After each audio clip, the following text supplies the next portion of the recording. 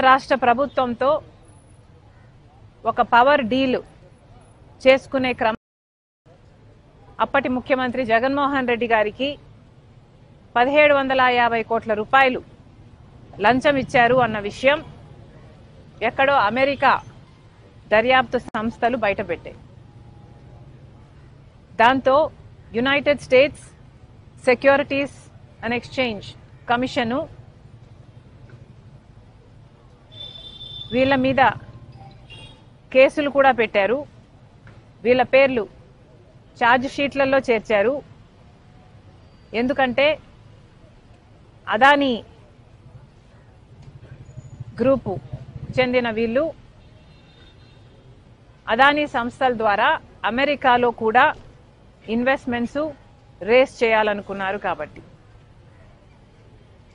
వాళ్ళు ఇండైట్మెంట్ అంటే ఛార్జ్ షీట్లో పెట్టిన దాని ప్రకారము అదానీ అన్న ఇండస్ట్రియలిస్టు ఆగస్ట్ 2021లో అప్పటి ముఖ్యమంత్రి జగన్మోహన్ రెడ్డి గారిని కలిశారని power deal solar power deal Andhra రాష్ట్రం 7000 మెగావాట్లు కొనేటట్టుగా అదానీ కంపెనీకి లాభం చేకూరేట్టుగా డీలు మాట్లాడుకునే విషయమై వీళ్ళిద్దరి మధ్య ఒప్పందం జరిగిందని, ఒప్పందం ప్రకారం 1750 కోట్ల రూపాయలు అప్పటి ముఖ్యమంత్రి జగన్మోహన్ రెడ్డి గారికి ఇచ్చేటట్టుగా మాట్లాడుకున్నారని పలు రకాల సాక్ష్యాలు అంటే ఒక సాక్ష్యం కాదు, డిఫరెంట్ ఎవిడెన్సెస్తో ప్రూఫ్స్తో వాళ్ళు ఛార్జ్ షీట్లు పెట్టడం జరిగింది. వాళ్ళు ట్రయల్ కూడా అమెరికాలో మొదలు పెట్టబోతున్నారు.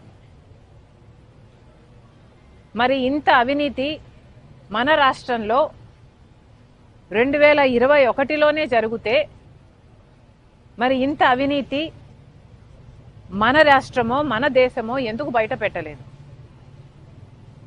మన దేశంలో దర్యాప్తు సంస్థలు లేవా? మన దేశంలో అవినీతి జరిగింది అన్న విషయం బయటపెట్టే సంస్థలే లేవా? ఆ రోజుల్లోనే 2021లోనే ఇప్పుడు అధికారంలో ఉన్న టీడీపీ పార్టీకి చెందిన ఇప్పటి మంత్రి పయావులు కేశవ్ గారు, అమ్మా పేపర్ ఇవ్వండి, పయావులు కేశవ్ గారు ఈ సోలార్ పవర్ డీల్లో అన్యాయం జరుగుతుంది అని హైకోర్టులో పిటిషన్ కూడా వేశారు.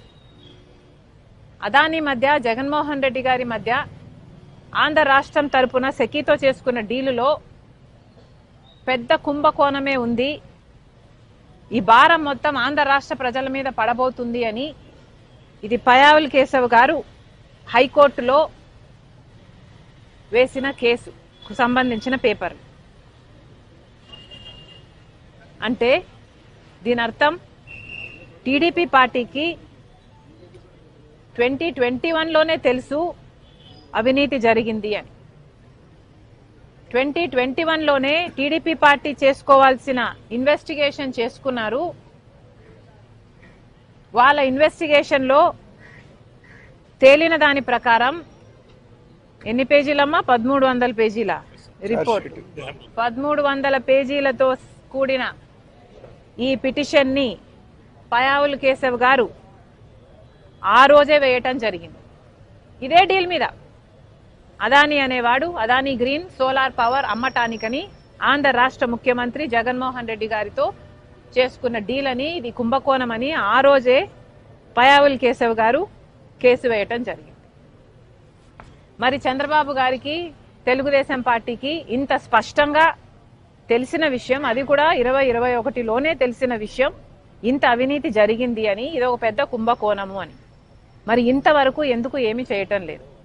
ఇప్పుడు అదే చంద్రబాబు గారు అధికారంలో ఉన్నారు, ఇదే పయావుల్ కేశవ్ గారు మంత్రిగా ఉన్నారు. మరి ఇప్పుడు వీళ్ళు ఏం చేస్తున్నట్టు? వాస్తవానికి ఆలోచించాల్సింది ఏమిటంటే ఇక్కడ నష్టపోయేది ఎవరో కాదు, నష్టపోయేది నాయకులు కాదు, నష్టపోయేది అదానీ కాదు, నష్టపోయేది జగన్మోహన్ రెడ్డి గారు కాదు, చంద్రబాబు గారు అంతకంటే కాదు. నష్టపోయేది ఇక్కడ ఆంధ్ర రాష్ట్ర ప్రజలు. పక్క రాష్ట్రంలో ₹99 ఇదే పవర్ సప్లై డీలు చేసుకుంటే ఆంధ్ర రాష్ట్రంలోని అప్పటి ముఖ్యమంత్రి జగన్మోహన్ రెడ్డి గారు మాత్రం ₹2.49 డీల్ చేసుకున్నారు. అంటే 50 పైసలకు ఎక్కువ డీల్ చేసుకున్నారు. అది కూడా 25 సంవత్సరాల కోసం ఒకటే లాకిన్, ఇదే ప్రైస్ ను లాకిన్ చేశారు. ఒకప్పుడు సోలార్ పవర్ కొనాలి అంటే పోనీ తయారు చేయాలి అన్న సోలార్ ప్యానెల్సే చాలా ఖరీదయ్యేవి. ఆ రోజుల్లో సోలార్ పవర్ యూనిట్ ధర ప్రొడ్యూస్ చేయాలంటే ₹10 అయ్యేది. ఆ రోజుల్లో ₹10కో ₹11కో రాష్ట్రాలు కొనుక్కునేవాళ్ళు.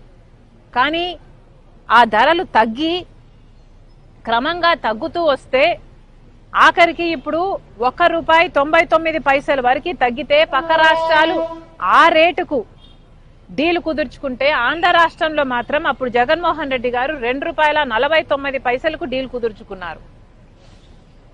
ఇదే ప్రైస్ 25 సంవత్సరాలు ఉంటుంది అన్న గ్యారంటీ ఎక్కడా లేదు.